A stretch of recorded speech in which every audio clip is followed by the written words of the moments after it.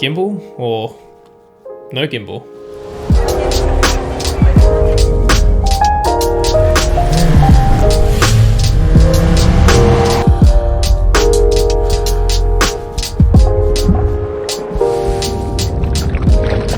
So originally when I started planning out this video, I almost kind of looked at a perspective of, am I debating whether a gimbal is useful? Is a gimbal better than handheld and vice versa? What I think I really mean and what my intentions are is, I just really want to talk about how much I love shooting handheld and also with a tripod.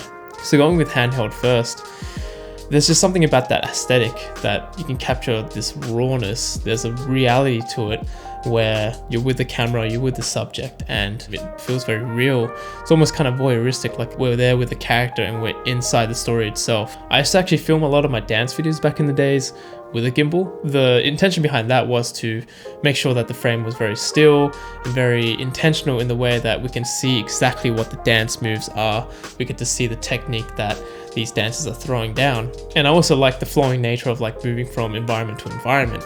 But after a while, what I really want to start showcasing was more the emotionality behind the dancing itself. And when I shot Nicole, who I did a project with recently, I wanted to showcase someone who was going through almost like a temporary solution to their grief, to their moment of weakness. I wanted to show someone who was almost feeling mentally unstable. And so I felt like handheld was the way to go. Again, that shakiness, that visceral kind of feeling, that reality of being there with the character and seeing that instability through the shakiness and the motion. There's also that aspect of really moving and almost dancing with the subject, being able to do rapid movements and being able to do even like careful movements, but still have that shakiness to it when following, a certain leg movement, certain hand gesture, and then quickly transitioning into another part of the body. There's really that big sense of freedom when it comes to not being locked down to anything.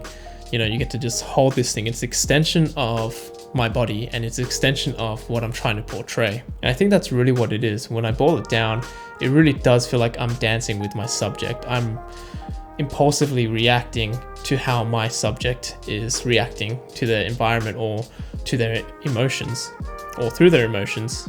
And my job or my intention is to, mimic as well as communicate what they're going through. There's also just this very human connection and aspect to it.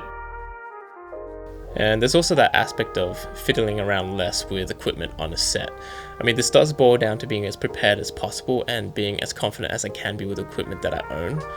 But there's also that aspect of just feeling mentally and physically drained by the amount of equipment and clutter that's around me on a shoot, especially operating sometimes as a one-man band where I have to set up the audio, the lights, the camera, the rigging, all by myself, and I just want to focus and concentrate on pulling through the shoot and getting the best shoot done possible. And these situations and scenarios are totally unavoidable at times, but that's also why I try to streamline and make the equipment that I take on set as efficient as possible, or in other words, as intentional as possible. So I'm not taking unnecessary equipment and, feeling exhausted before I even get to a shoot.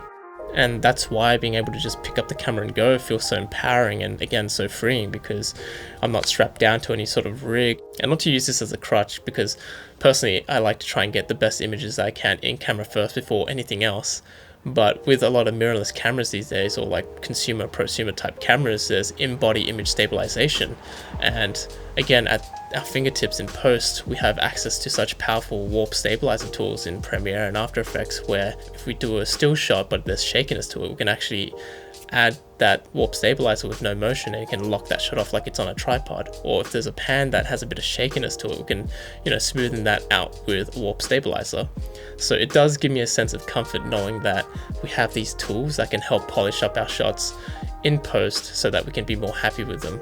I also love the visual and aesthetic appeal of locked off shots or shots that are done on tripods. I find that the framing in those and the compositions in those are very intentional, and on the opposite end of doing handheld and gimbal shots, I don't feel like I'm obligated or forced to move around so much. I can just lock off my camera and focus on the composition and the framing of my shots. So for example, this video I shot in Japan where I was in this mountain town called Gedo.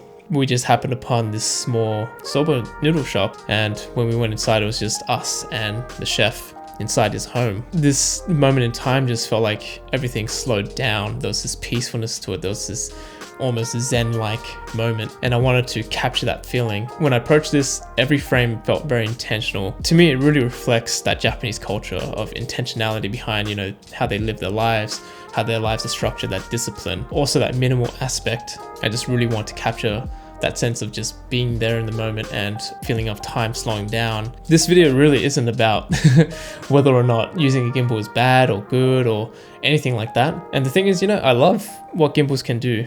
For example, when I watch someone like Brandon Lee, who's, everyone knows him as the gimbal god, the way that he uses a gimbal is how I feel about using handheld. He looks so free when he uses it. He just runs all over the place and gets these incredible shots. And I've used it plenty of times, and in terms of stabilization, the GH5 has incredible inbuilt stabilization in it, and it also doubles with lens stabilizations as well, so you can get basically locked off tripod shots when you have IS lock on the camera, and you can do really smooth handheld shots as well. And a lot of the filming I've done features a lot of these intentional smooth type of shots. And I feel like this is kind of turning into a catchphrase for me at this point, but again, this really all boils down to story.